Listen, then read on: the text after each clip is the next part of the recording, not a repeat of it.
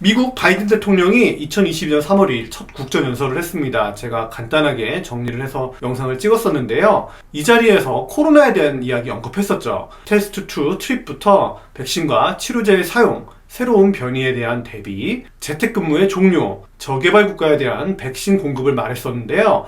이틀 후 백악관에서 코로나에 대한 로드맵을 발표합니다.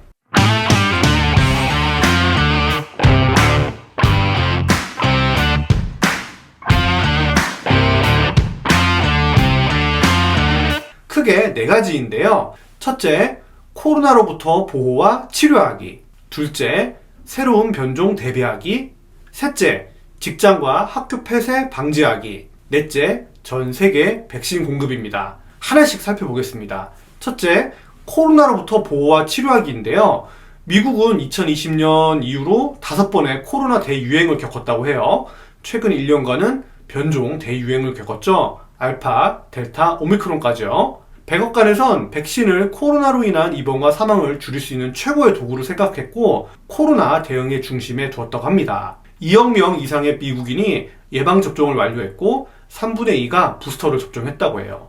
백신과 부스터 접종자의 코로나 사망 확률은 그렇지 않은 사람보다 41배나 적다고 하고요.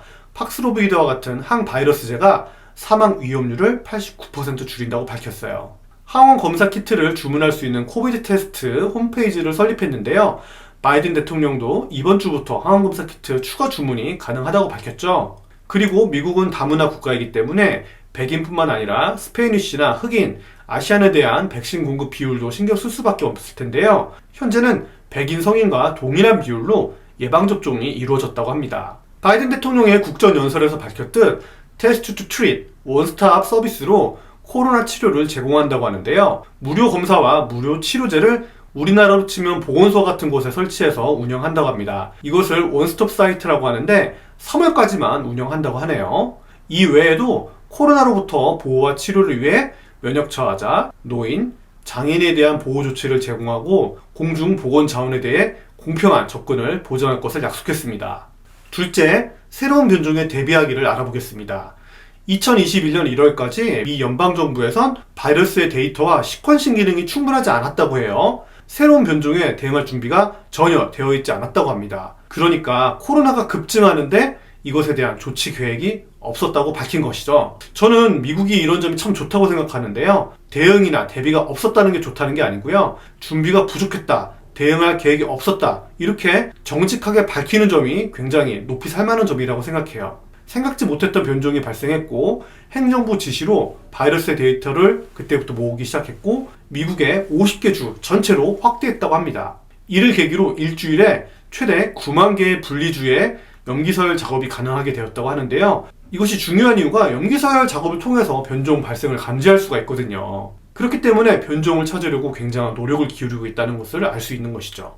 이 외에도 수천억을 들여서 주립병원을 지원하고 의사, 간호사, 구급대원 등 4,000명 이상의 군인 및 비군사 인력을 2021년 7월부터 배치했다고 합니다. 지긋지긋한 변종 발생에 대해 얼마나 미국이 치를 떨고 있는지 느낄 수 있는 대목이었습니다. 세 번째, 직장과 학교 폐쇄 방지하기입니다.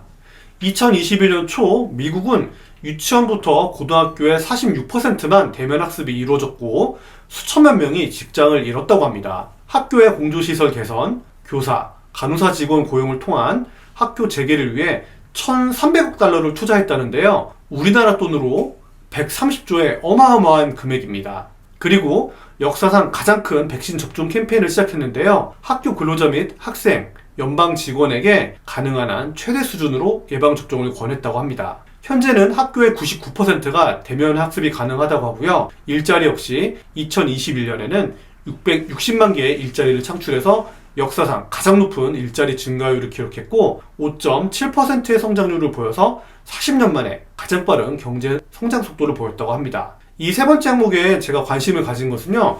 우리나라는 학교 공조나 환기시설에 얼마나 관심을 가지고 시설 개선을 노력하고 있는지 좀 궁금했습니다. 미국은 전부는 아니겠지만 130조의 돈을 들여서 학교 시설 개선과 간호 인력을 충원해 혹시 모를 추가 감염병 예방에 신경 쓰는 모습이에요. 이 로드맵을 읽고 보니 정말 미국답게 미래를 준비한다고 생각을 했습니다. 네 번째, 전 세계 백신 공급인데요. 지구의 경찰 국가 위치로 자부하는 미국이니만큼 네 번째 항목도 이와 연관된 것으로 느껴집니다. 로드맵 발표를 보면 12억 도제에 달하는 백신을 무료 기부한다고 하니 경찰 국가보다는 보건 국가에 맞지 않나라는 생각을 하는데요. 10억 달러, 즉 1조 2천억 이상의 의료용품을 다른 나라에 지원했고 아프리카 백신 제조 환경 조성을 돕는다고 밝혔습니다. 정리하면 미국의 코로나에 대한 로드맵은 첫째, 코로나로부터 보호와 치료하기, 둘째, 새로운 변종 대비하기, 셋째, 직장과 학교 폐쇄 방지하기, 넷째, 전 세계 백신 공급입니다. 우리나라가 미국과 똑같이 할 수는 없겠지만 우리가 가진 역량을 최대한 발휘해서 현재의 이 위기와 앞으로 닥칠지 모를 감염병에 대해 미리미리 대비할 수 있는 기회로 삼았으면 좋겠다고 생각했습니다. 이상 2022년 3월 4일 미국 백악관에서 발표한 코로나 로드맵을 알아봤습니다. 여러분의 전문의 친구 똑딱이었습니다.